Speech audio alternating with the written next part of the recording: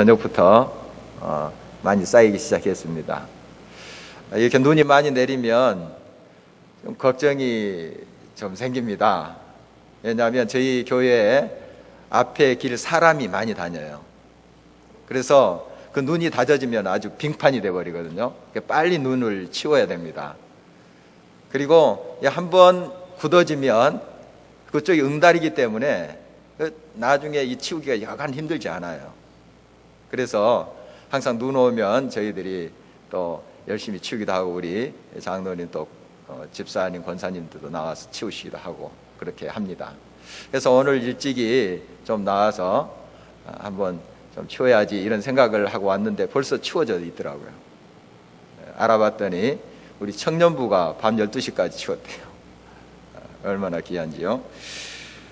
우리 요즘 청년회 참 열심히 드립니다. 막 뜨거워요. 한 40여 명 지금 이제 모여서 활동도 하고, 그룹으로 이렇게 모여서 같이 공부도 하고, 주중에도 나와서 활동하고 있는 모습 보면 참 귀하다, 감사하다 하는 생각이 듭니다. 이렇게 되기까지 여러분들의 헌신이 있었죠. 참 예씀이 있었고 기도가 있었습니다. 그 중에 또 한 자매의 눈물의 기도를 빠뜨릴 수가 없습니다. 눈덩이를 만들기 위해서는 이 눈을 이제 뭉쳐야 되잖아요. 그런데 이게 한번 해보신 분들은 아시겠지만은 잘 이렇게 처음에 안 뭉쳐져요. 버그러지고 이렇게 합니다. 그러다 나중에 이게 단단하게 좀 뭉쳐지면, 이제 굴리면 눈덩이가 이렇게 되는 것이죠. 그런 모습처럼 우리 청년부가 좀 뭉쳐놓으면 또 버그러지고, 또 예를 써서 뭔가를 또 이렇게 뭉쳐놓으면 또 버그러지고, 이런 것들을 수없이 반복을 했었습니다. 이제 재작년부터 조금 이게 이제 단단하게 뭉쳐져서 좀 굴러가고, 지금 1년이 지난 지금 굉장히 좀 활성화가 되고 있습니다. 많은 또 수고와 또 예씀이 있었기 때문이고, 또 이렇게 눈물의 기도가 있었기 때문이죠. 정말 뭉쳐놓으면 버그러지고 이럴 때 정말 청년부를 살려보려고 막 안간 힘을 썼던 그 자매의 마음을 한번 상상을 해보십시오. 얼마나 아프겠습니까? 참 고독하고 참 힘들 수 있습니다. 그러나 한때는 잠깐 우리 교회를 떠나서 다른 교회 좀 있다가 그래도 주님의 부르심이 여기지 하고 와서 지금 열심히 사역을 하고 있습니다. 이런 헌신과 눈물이 있기 때문에 모든 일들이 가능한 거예요. 그게 다 지나가 버리고 그렇게 해봐야 아무 소용이 없었지 않니? 효과가 없었지 않니? 이렇게 볼 게 아닙니다. 씨앗은 땅 속에 들어가서 안 보입니다. 그렇다고 씨앗 없는 겁니까? 다 있는 것이요. 때가 되면 그것이 싹을 틔우는 것이고 꽃을 피우는 거예요. 우리가 함부로 다른 사람의 그 일에 대해서 저렇게 해봐야 무슨 소용이 있나? 이렇게 평가할 것이 아니라는 거죠. 그런 눈물과 그러한 기도가 뿌려졌기 때문에 지금의 열매가 가능한 거예요. 그래서 우리가 끊임없이 지금은 눈에 증거가 안 보이고 꽃이 안 보이고 열매가 안 보인다 할지라도 끊임없이 믿음의 자리를 지키면서 눈물의 씨를 뿌리는 거예요. 그러다 보면 때가 되어 하나님께서 싹을 틔우게 하시고 꽃을 피우게 하시고 열매를 주시는 것 아니겠습니까? 이러한 믿음을 우리가 가져야 됩니다. 여러분, 홀로 고군분투하고 있는 일들이 있습니까? 아무도 돌아보지 않고 나만 홀로 남았다 하는 그러한 상황 속에 있을 수도 있습니다. 그런 홀로 있음, 그 고독의 순간 어떻게 여러분 대응하고 있습니까? 어떻게 하나님 앞에 나아가고 있습니까? 오늘 우리가 한 인물 엘리야를 통해서 참 고독 속에서 하나님께서 부르신 그 의미를 깨닫고 다시 한번 일어서서 삶의 자리로, 또 자기의 사역의 자리로 나간 아름다운 엘리야의 모습을 보면서 우리도 그 신앙을 닮아갔으면 좋겠습니다. 옛날 이스라엘은 나라가 갈라졌습니다. 이제 북쪽 나라를 이스라엘이라 하고 남쪽 나라를 유다라 했죠. 이 북쪽 나라에 아합이라는 왕이 있습니다. 아주 악독한 왕입니다. 왕비 이름은 이방 여인이에요. 이스라엘 사람도 아니고요. 이세벨이라는 사람인데 우상을 막 끌어 들어왔어요. 그래서 이세벨 때문에 그 전에도 물론 우상들이 이스라엘에 있었지만 더 그냥 곳곳마다 우상의 제단들이 막 세워지는 거예요. 나라가 엉망이죠. 하나님을 믿노라 했던 이스라엘입니다. 그러나 지금은 우상이 창고를 하는 나라가 되어버렸어요. 하나님의 선지자들은 소수입니다. 그런데 우상, 바알, 아세라 선지자는 수없이 많아요. 이 이세벨 왕비의 비호 아래 그 우상을 섬기는 선지자들이 막 힘을 썼던 그런 때였습니다. 엘리야의 마음은 참 찢을 듯 아팠죠.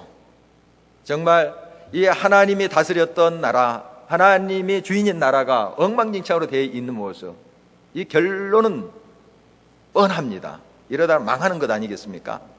많이 외쳐도 왕조차도 듣지 않습니다. 안 들어요. 그리고 오히려 그 바알 선지자들을 막 키워냅니다. 세워요.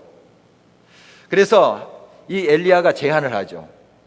한번 산에서 누가 참신인지 증명하는 예배를 드리자. 그래서 바알 선지자 450명이 바알에게 예배를 드립니다. 제사를 드리죠. 막 자기 몸을 상하면서 막 피를 흘리면서 그들의 그런 제사의 그런 모습인가 봐요. 막 간절함을 표현한 거죠. 자기 몸을 상하면서 막 그렇게 부르짖어도 바알은 응답하지도 않습니다. 왜 그렇습니까? 살아있는 신이 아니기 때문에 그렇죠. 그러나 엘리야 한 사람입니다. 엘리야가 기도하자 하나님께서 응답해 주셨죠. 그리고 제단에 불을 내려서 그 제단에 제물을 태웠어요. 그 사건이 갈멜산에서 있었죠. 그래서 약속한 대로 그 진 선지자들이 죽임을 당했습니다. 450명이나 되는 바알 선지자들이 죽임을 당했어요. 이 소식을 들은 왕비 이세벨이 노발대발했습니다. 자기가 아껴서 키운 선지자들 아닙니까? 그런데 엘리야가 그들을 다 처단했다 하니까 화가 머리끝까지 났습니다. 그래서 엘리야를 죽이려고 했던 것이죠. 이때 엘리야가 이제 도망을 가게 됩니다. 그래서 브엘세바 저 남쪽 지역이에요. 그쪽을 거쳐서 광야로 들어가서 40주 40야를 달려서 호렙에 이릅니다. 호렙은 신의 산의 다른 이름이죠. 신의 산은 모세가 계명을 받았던, 십계명을 받았던 그곳이에요. 바로 그곳에 지금 이르러 있는 그 장면입니다. 오늘 본문은 그 굴에서 엘리야가 머물고 있을 때 하나님이 나타났던 그런 장면을 이야기하고 있습니다. 이제 하나님께서는 엘리야에게 이렇게 말씀합니다. 내가 어찌하여 여기 있느냐? 이렇게 묻습니다. 어찌하여 내가 여기 있느냐? 하나님이 그 이유를 모르시기 때문에 이런 질문을 하셨을까요? 그렇지 않습니다. 지금 내가 어떤 상황이 있느냐? 내가 지금 있는 그 상황, 또 지금 너의 마음이 어떠냐 하는 것을 지금 묻는 것입니다. 이렇게 지금 엘리야는 참 하나님을 의지하고 담대히 바알 선지자들과 싸웠어요. 이세벨과도 싸웠어요. 그러나 지금 왕비 이세벨의 칼을 피해서 여기까지 또 도망온 거예요. 그 담대했던 엘리야가 지금 두려워하고 있다는 사실이죠. 이걸 보건대 그 갈멜산에서 싸웠던 엘리야, 자기의 힘으로 싸운 것이 아니란 사실이 증명되는 겁니다. 자기 힘으로 싸운 게 아니에요. 자기가 그만큼 용감해서 바알 선지자를 대항해서 이겼던 것이 아니라는 거죠. 자기의 부족함을 하나님 앞에 온전히 맡기고 하나님이 나의 힘이 되시고 나의 능력이 되심을 믿었을 때는 그에게 두려움이 없었어요. 그러나 지금은 두려움이 생긴 겁니다. 아, 나를 이제 죽이려고 하는구나 하는 두려움이 생긴 거예요. 우리 그렇습니다. 한때 우리는 신앙으로 불타오를 때 뭔가 할 수 있다고 담대히 외치기도 하지만 때로는 우리는 또 무서워서 벌벌 떠는 우리 인간입니다. 그렇기 때문에 우리는 하나님을 찾는 거예요. 하나님 없이는 우리는 담대히 설 수도 없고 우리가 모든 상황에서 그 상황을 이겨갈 수가 없습니다.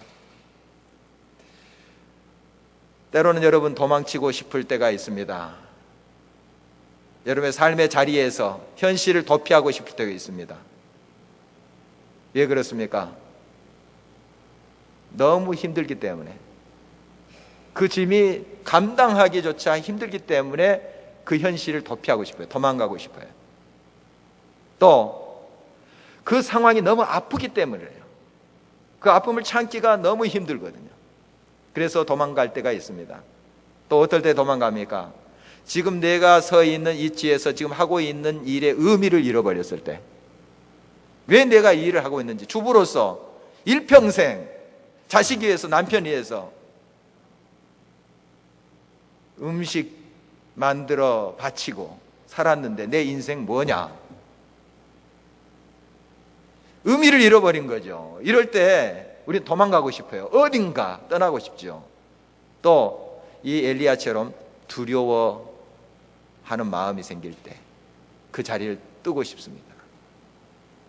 여러분 어떤 상황 속에 있습니까? 여러분 지금 삶의 자리를 박차고 도망가고 싶은 마음이 들 때도 있지 않습니까? 이렇게 고독의 순간, 또 고통의 그런 순간, 여러분 하나님이 여러분의 가까이에 와 계심을 늘 기억하시기를 바랍니다. 지금 이 엘리야는 도망가서 호렙산에 머물고 있습니다. 이렇게 그가 두려워서 떨 때 하나님께서는 그에게 나타나십니다. 여러분 지금 오늘 본문의 말씀에 보니까 엘리야가 지금 나만 남았습니다, 나 홀로입니다 하는 고백을 계속해요. 그 전에도 갈멜산에서 싸울 때도 그런 고백을 똑같이 합니다. 나만 지금 남았습니다, 하나님의 선지자는 나만 남았습니다 하는 고백을 해요. 오늘 본문에도 2번이나 나타나요. 나 홀로라는 거예요. 너무 고독합니다. 지금 너무 고독한 거예요. 그런데 사실 이 엘리야는 홀로가 아닙니다. 엄밀히 말하자면 하나님이 함께 계셔요. 함께 계세요. 지금 도망쳐서 나와서 호렙산에서 와 있지만 그가 홀로 있는 게 아니에요. 물론 어떤 다른 사람이 옆에 있는 것은 아니지만 누가 계십니까? 하나님이 계시잖아요. 임마누엘 하나님이 계속 그와 함께 하시는 거예요. 홀로 있는 것이 아니라는 사실입니다. 여러분 이 두려움은 나는 홀로다, 혼자 됐다, 고독에서 오는 것이 굉장히 큽니다. 물론 여러 원인에서 오는 그런 두려움들도 그 어려움들이 있겠습니다. 그러나 고독이라는 거 가장 큰 두려움 중에 하나입니다. 고독, 나 혼자다는 거. 여러분 밤길을 걸어보신 적 있습니까? 불도 없는 밤길입니다. 누가 뒷덜미로 확 잡을 듯한 그런 느낌을 받아본 적 있습니까? 굉장히 두려워요, 혼자 있으면. 그러나 아이라도 사람이 옆에 있으면 손잡고 가면 그 많은 두려움이 사라집니다. 굉장히 담력이 생겨요. 혼자 있다는 거 굉장히 두려움이에요. 간혹 이제 영화를 보면은 이 감옥에서 난동을 피우거나 하면 독방에 넣더라고요. 독방에. 그런데 저는 이제 감옥에 가본 적은 없지만 독방에 들어가면 그렇게 그 죄수들이 두려워하더라고요. 두려워하고 굉장히 그게 이제 그를 징계하는 그런 것이죠. 독방에 넣는다는 건. 그런데 저는 거기 들어가면 묵상하면서 참 좋을 것 같은데, 하나님과 이런 생각이 들어요. 직접 이제 해보면 모르겠지만. 그런데 사실 이 고독이라는 게 엄청나게 두렵다고 합니다. 경험해 본 사람, 혼자 남아있다는 거. 뉴욕에서 일본의 한 유명 그 사진 작가가 전시회를 열었다고 그래요. 이제 고독이라는 이제 제목의 사진 전시회인데요. 거기에 한 인간의 고독하는 이제 작품이 있습니다. 어떤 작품인가 하면 흑인인데요. 뉴욕의 그 할렘가에 어렵게 사시는 분들, 흑인들이 주로 살아요. 거기에 이제 한 노인을 직접 찍은 거예요. 그 노인이 이제 간이 침대 같은 데서 누워 있습니다. 벽이 하얗게 칠해진 그것을 향해서 이렇게 누워 있어요. 방은 그리고 다 뭐 장식도 없고 허술하게 이럴 데 없는 그런 방이죠. 초라한 방입니다. 거기에 노인이 누워 있어요. 혼자 누워 있고 거기에 전화기가 한 대 놓여 있어요. 그리고 매일같이 한 번씩 전화벨이 울려요. 그게 자기 친척으로부터 온 것도 아니고요, 친구로부터 오는 전화가 아닙니다. 이 사람을 돌보는 복지단체에서 오는 전화예요. 할아버지 잘 주무셨어요? 하는 전화예요. 대답이 없으면 죽는 거예요. 그 전화예요. 하루에 한 차례 오는 그 전화를 위해서 놓아둔 전화기예요. 그 모습, 전화기가 덩그랗게 놓여있고 할아버지 한 사람이 딱 벽을 내서 누워있는 그 모습, 얼마나 고독합니까? 정말 우리 인간의 이 실상이 바로 이런 고독입니다. 고독이에요. 참 어떠한 두려움보다도 어떠한 슬픔보다도 이 고독이 더 크겠습니다. 바로 이 엘리야가 느꼈던 그 고독이 얼마나 그에게 두려움이 되었으면 지금 여기까지 호렙산까지 막 한 다름질로 온 겁니다. 40주 40야를 달렸다니까요. 미친 듯이 달린 거죠. 그래서 여기까지 온 겁니다. 정말 이 고독이라는 건 지금 현대 사회에 더 우리들을 심각하게 위협하고 있는 거예요. 더 많은 사람들이 있고 더 많은 것을 우리가 누리고 산다고 하지만 고독은 그것에 비례해서 더 깊어만 갑니다. 우리 다 웃고 많이 누리고 편안하게 사는 것 같지만 벽들이 더 사람 사이마다 쳐지고 있는 그런 사회 속에서 우리가 살고 있어요. 해밍웨이가 이제 자살을 했잖아요. 그 노인과 바다를 지었던 노벨상 받았던 훌륭한 작가 아닙니까? 그가 이런 글을 남겨놨다고 그래요.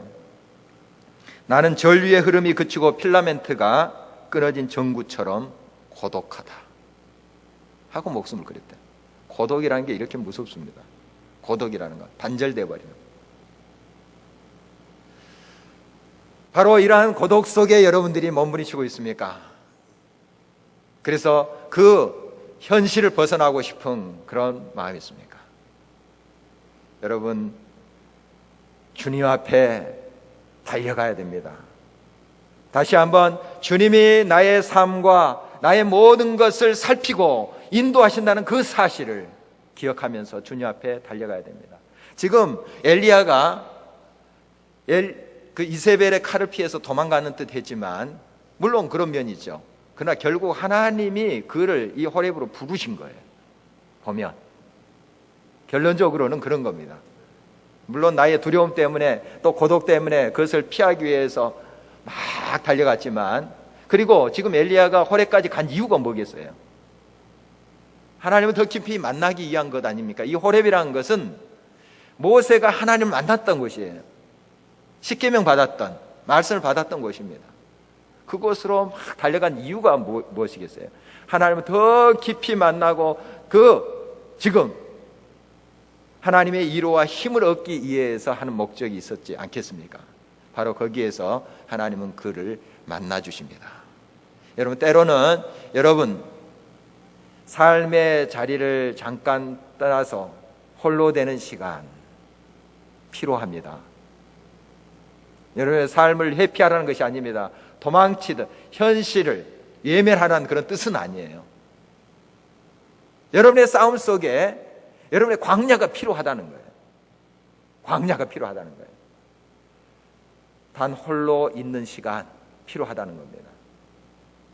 다시 말씀드리자면 단 홀로 있는 시간은 하나님과 함께하는 시간을 의미하는 겁니다.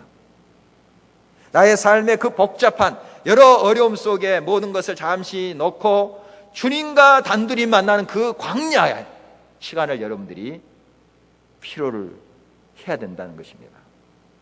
모세에 보면 그는 이 광야라는 곳에서 하나님을 더 깊이 만납니다. 애굽 궁정에서 하나님을 깊이 만나는 것이 아니고 미디안 광야에서 하나님을 만나요. 바울 보세요. 그가 하나님의 부르심을 받습니다. 사역을 하기 전에 성경을 보면 아라비아 광야로 갔다가 다시 돌아와서 사역을 하고 있는 모습을 봅니다. 왜 아라비아 광야로 갔을까요? 물론 거기에 대한 구체적인 기록은 없습니다. 그러나 그곳에서 기도하면서 하나님을 깊이 만났을 것 아니에요.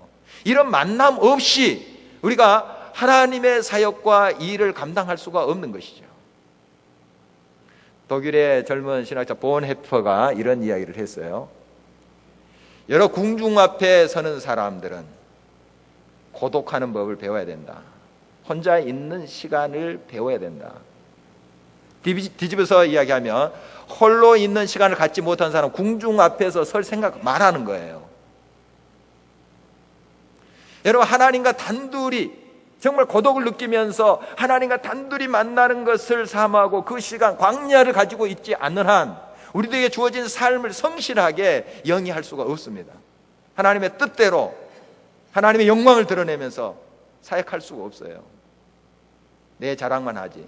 그런 뜻 하면서 신앙이 있는 척, 능력이 있는 척 하면서 하는 것이죠. 하나님과 홀로 있는 시간, 만나는 그 시간 없이 어떻게 우리가 군중 앞에, 여러 사람 앞에 설 수가 있겠습니까? 여러분, 광야를 사모하십시오. 고독이 몰려올 수 있습니다. 여러 문제 앞에, 여러 짓누리는 그러한 고통 앞에 고독이 찾아올 수 있어요. 그러나 그것을 여러분 이렇게 바꾸세요. 하나님과 만나는 시간이다. 이때가 하나님을 깊이 만나는 나의 광야의 시간이다. 받아들이십시오. 주님은 그 자리에서 여러분을 만나 주세요. 말씀하십니다. 이제 하나님께서 엘리야를 만나 주시는데요, 이런 광경이 벌어져요. 너는 이제 저 바위 위에 서라. 그렇게 하나님께서 말씀하셨습니다. 이게 하나님 앞에 서라는 그런 뜻입니다. 사실 하나님 앞에 딱 엘리야가 섰습니다. 하나님이 이제 나타나시는 것을 보여주려고 하는 거예요. 강한 바람이 불었습니다. 하나님이 나타나시려는 것보다. 그런데 그 가운데 하나님이 안 계셨습니다. 막 지진이 났습니다. 막 굉장히 그냥 무서운, 그 가운데 하나님이 나타날 것을 기대했죠. 하나님이 그 가운데도 나타나지 않았습니다. 막 불이 떨어지는 겁니다. 막 불이 막 일어나는, 굉장한 간격에 압도되어 있는데 하나님 나타나시겠지. 그때도 안 나타나시는 거예요. 하나님이 나와 만나 주시겠다 약속하셨는데 왜 안 나타나지? 엘리야는 계속 기다리고 있었습니다. 모든 게 다 지나가고 조용하게 됐습니다. 그때 세미한 소리가 들렸다. 작은 소리가 들렸습니다. 바로 하나님이 그때 나타나신 거예요. 물론 때로는 하나님께서는 이러한 능력 있는 모습으로, 굉장한 모습으로 우리에게 나타날 수 있습니다. 그러나 지금 엘리야에게 나타나신 하나님 보면 아주 조용한 가운데 세미한 음성으로 나타나는 것을 보게 됩니다. 여러분, 우리 인간은 뭔가 크게 벌려놓고 대단히 있는 것처럼 하면은 뭔가 역사하나 보다 그렇게 생각합니다. 그런데 소박하게 잔잔하게 하면 뭐가 없는 것처럼 생각해요. 여러분, 그렇지 않습니다. 세상 사람들은 뭔가 꾸미고 대단한 소리들 내고 꽹가리 소리 내고 북치고 장구치고 난리 피우면 뭔가 되는 듯 하지만은 그 안에 하나님의 음성이 없으면, 하나님의 뜻이 없으면 무슨 소용이 있습니까? 아무것도 아니에요. 무화과 잎만 무성하면 무슨 소용이 있어요? 열매가 없는데요. 그런데 세상 사람들은 화려하고 굉장하고 소리가 큰 그것에 눈길을 줄 때가 많습니다. 귀를 기울 때 많아요. 여러분의 삶 속 일상성 속에서 하나님께서 주시는 그 날마다의 은혜, 여러분 그것을 귀하게 여기십시오. 여러분의 자신의 모든 것을 내려놓고 겸손히 하나님 앞에 비우면 하나님께서는 말씀하세요. 지금도 역사하십니다. 여러분의 삶의 모든 한순간순간 하나님께서 말씀하시고 붙잡아 주시고 인도하세요. 막 여러분들이 기도하면서 막 뒤집어지고 막 몸이 뜨거워지고 그래야만이 은혜 받는 것입니까? 다 지나간 후 조용히 잠잠한 가운데 주님이 여러분의 삶의 구체적인 부분에서, 활동 중에서, 가정에 죽으면 밥 지으면서, 학생이면은 공부하다가 우리 주님의 음성 듣는 거예요. 여러분, 하나님 앞에 늘 겸손히 자기 자신을 내려놓는 사람, 어떠한 형편, 어떠한 순간 속에서도 그 하나님은 여러분과 만나주시고 말씀하신다 하는 사실입니다. 엘리야는 하나님을 만났습니다. 그리고 이제 새 도전의 말씀을 듣게 됩니다. 크게 두 가지를 하나님께서 말씀하세요. 사람을 세워라 하는 말씀인데, 왕들과 너 후계자 엘리사를 세워라. 엘리야의 후계자가 엘리사라는 사람이에요. 이걸 하나님께서 구체적으로 지시를 하세요. 사람을 세우라. 그리고 또 한 가지는 내 혼자가 아니다. 내 혼자가 아니다.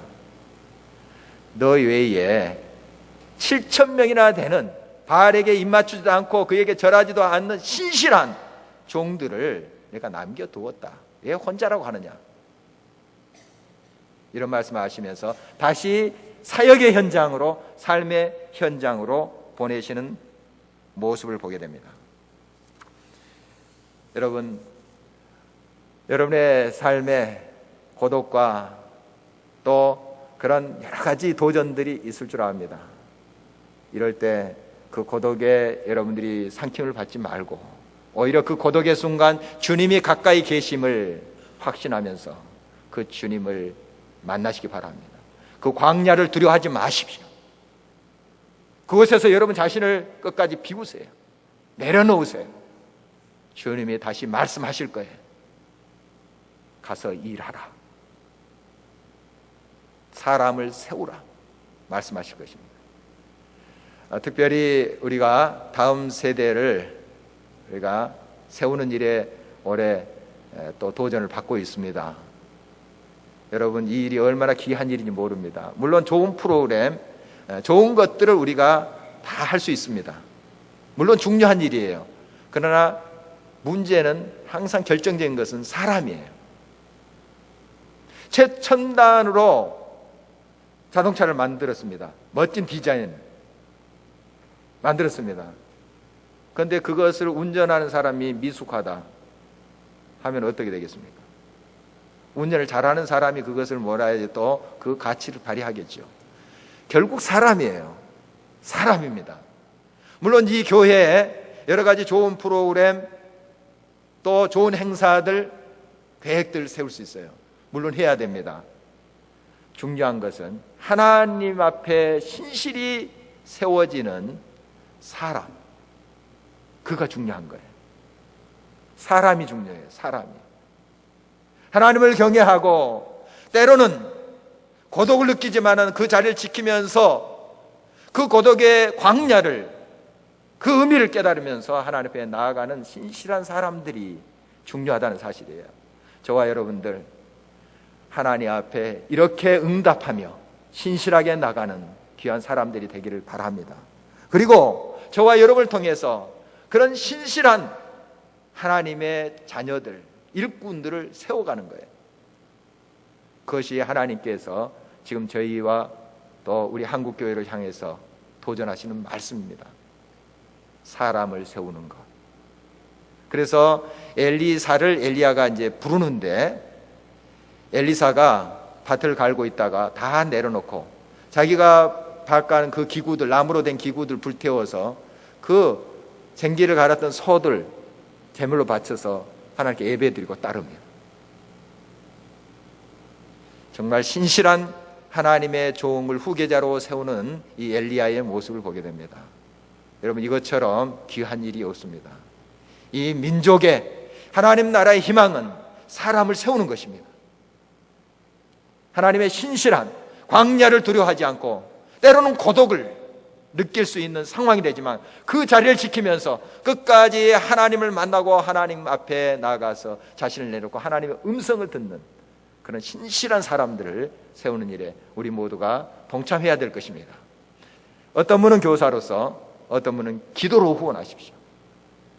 어떤 분은 또 관심을 가지고 한번 찾아서 격려하시고, 이렇게 여러분들이 동참할 때에 아름다운 하나님의 사람들로 엘리사와 같은 이 세대에 꼭 필요한 사람들이 세워지리라 믿습니다. 또한 여러분이 혼자가 아님을 기억하십시오. 여러분, 혼자가 아닙니다. 여러분이 홀로 떨어져서 다 떠난 것 같지만 누군가 여러분을 위해서 기도하고 있습니다.